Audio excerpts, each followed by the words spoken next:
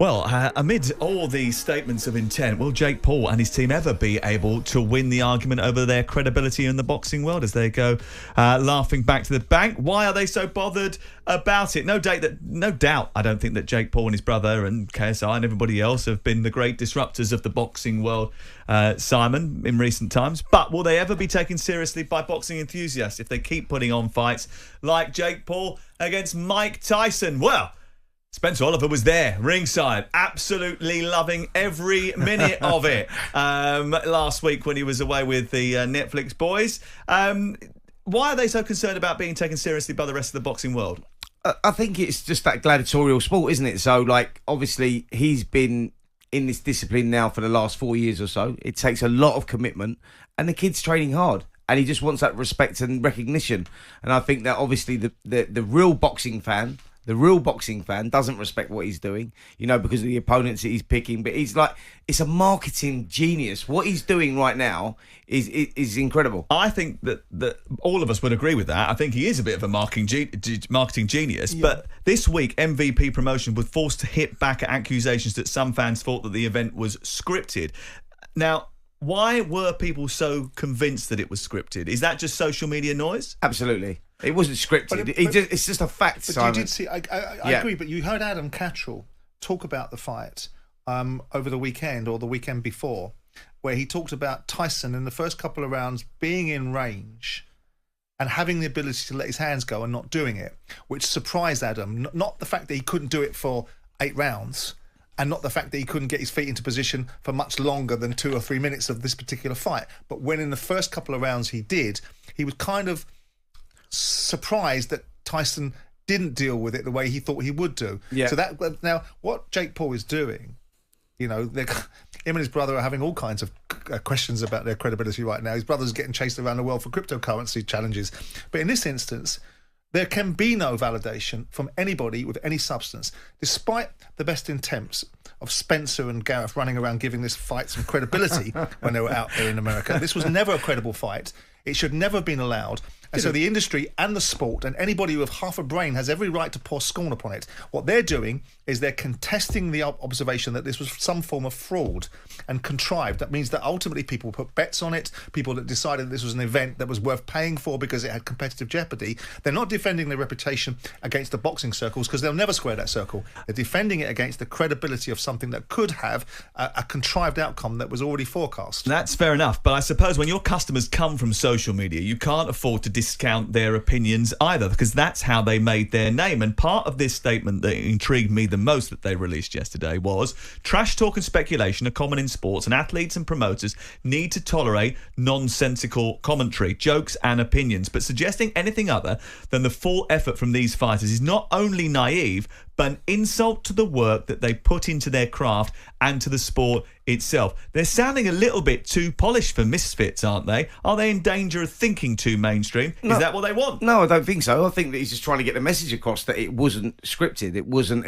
Listen, we've just got a case here of Mike Tyson was offered an obscene amount of money. He's not particularly in a good place financially. That, this guy has earned sort of £1 billion, and he's not there anymore. He's blown all the money. He got 20 million quid for this. It was enough to tempt him back into the ring. But we've got a guy that was 58 years of age, that last boxed 20 years ago, lost to Kevin McBride, was a shell of his former self, cried in the press conference, said that he would never ever do it again. The 20 million tempted him back in the ring. Marketing genius, what we're talking about with Jake Paul again, is exactly what it was, because he's got the biggest name, a boxing icon, into the ring. It's going to get eyeballs. Mike Tyson could barely walk when he got to the place. Is it good for your sport? Listen, it should have been an exhibition. It should never have been sanctioned. The Texas state who sanctioned it as a professional contest is wrong. It should have been an exhibition. But Spencer, with due respect, and we're mates, right? You guys that are inside the boxing fraternity, you're the ones that gave it legitimacy. We didn't give it legitimacy. Yes, you did. You gave it credibility. You talked about it as if it was a competitive event. We lived in Most sensible people sat there and went, "This is a farce." Do you not give it credibility? Do you not give it credibility by going along with it? Though? It's not the responsibility of Jake Paul. Do you not give it the credibility by going along with it? That's what I just said. Yeah. In many ways we do. But what I'm saying is that it shouldn't have been sanctioned as a fight. It should have been an exhibition. Well, that's what it should have been. You can't deny the eyeballs that are on this. What Jake Paul is doing is incredible. Whether you love it or hate it, he doesn't get the respect from the boxing fraternity. Because he doesn't deserve it. No, he doesn't. It's not about a boxing fraternity. It's about new media against old media. The new media world landscape. You've got people like national networks in America, like NBC, that get 5 million people watching a show and they consider it to be good. Right? You've got Joe Rogan getting 200 million people listening to his show. It's a whole new landscape. So this happens to be through the prism of sport, which is interesting because I'd rather see kids listening to someone do something sporting than some of this drill music and some of the other crap that gets imparted through social media influencers.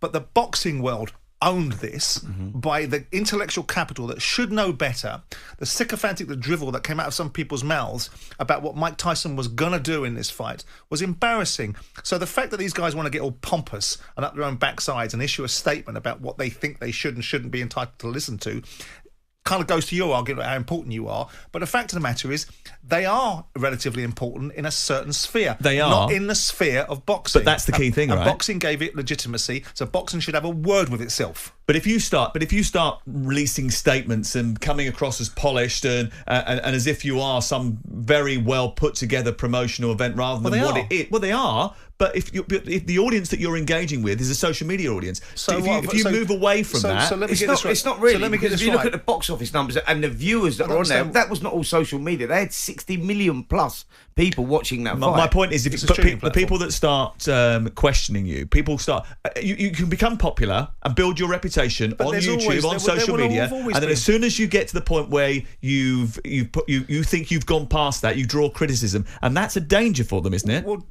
yes, if you want to take it to that literal extreme.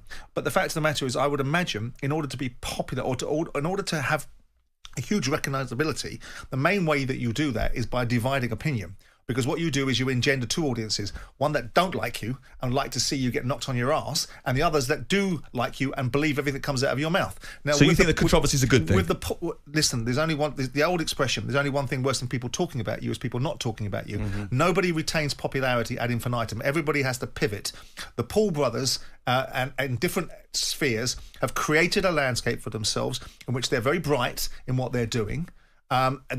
People want to watch people peel bananas, it would seem, and that's an interesting social media phenomenon. Some kids watch people unbox things. Yeah, my kid watches this phenomenon called Blippy. That some bloke running around. You've seen it, right? You know what it is. This kid's a billionaire running around doing impressions of kids. It's slightly disconcerting.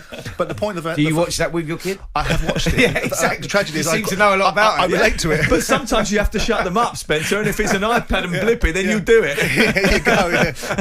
Come on, boys! You must have seen the clip where Jake drops his left hand, and Mike could have flattened him, and he obviously held back. Give over. Conspiracy theories. That's what it is. It's like what was making. Yeah. So listen. What it is when you get to a certain age, or if you've been out of the ring for a long time or whatever, like when you get into that space and you want to let your hands go, doubt creeps into your head. So when you're going to throw the shot, Mike Tyson's an old man. He was there. He didn't believe in himself, so he's going to throw the shot. You go, then you're committed. So you pull the shot back again, and it looks like you're pulling. Do you bow to your opponent in proper boxing 10 seconds before the end of a match? No, he was shot to bits. That's why he was like, he wanted out, mate. There was not 10 seconds left in the tank, and he was hoping that Jake Paul was going to do the same thing. And I think Jake just respected what he'd done. I mean, it was a sad end to a sad contest. Really. No doubt in your mind, though, that there's any sort of questions over the legitimacy of it. No. Yours?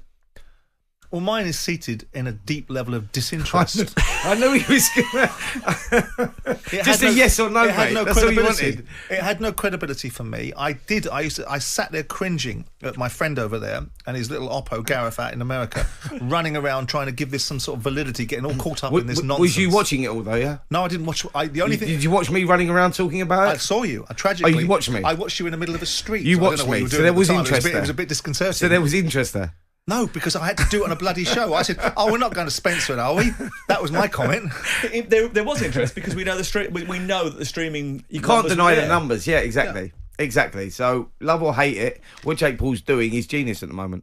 Okay. And he's using boxing as the umbrella. I've got another question for you. I'm going to ask you to stick around for another section. Is that okay? Yeah, great. Yeah, we want to keep you. Listen, I'm loving it. Yeah, I know, and you'll give legitimacy to this show like you did to that fight. I love being with Simon. On AM, on DAB, via the talkSPORT app and on your smart speaker. talkSPORT.